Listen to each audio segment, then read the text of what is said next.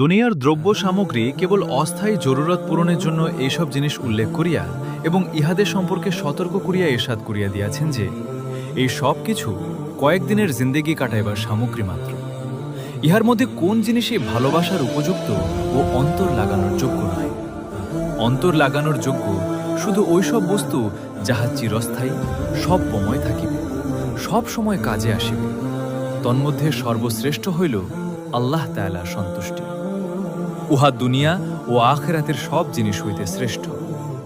অন্য আয়াতে জান্নাতের নেয়ামতসমূহ উল্লেখ করিয়া ইরশাদ হইয়াছে, অর্থাৎ আল্লাহ তাআলার সন্তুষ্টির এই সমস্ত জিনিস হইতে বড় এবং উহাই বড় সফলতা।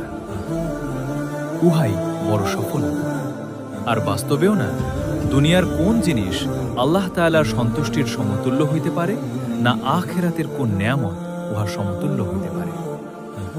উপরোক্ত আয়াতসমূহে দুনিয়ার সমস্ত লোভনীয় বস্তুসমূহকে বিস্তারিত উল্লেখ করিয়া এই ব্যাপারে সতর্ক করা হইয়াছে যে এই সব কিছু কেবল পার্থিব জীবনের আসবাব মাত্র। কুরআন পাকে বারবার এই বিষয়ে সতর্ক করা হইয়াছে।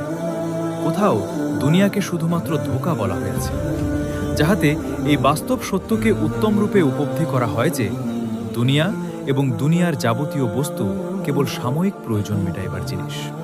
ইহা না চিরস্থায়ী, না অন্তর লাগানোর জিনিস। এইখানে উক্ত বিষয়ের সহিত সম্পর্কিত কয়েকটি আয়াত দ্বারা সতর্ক করিতেছি।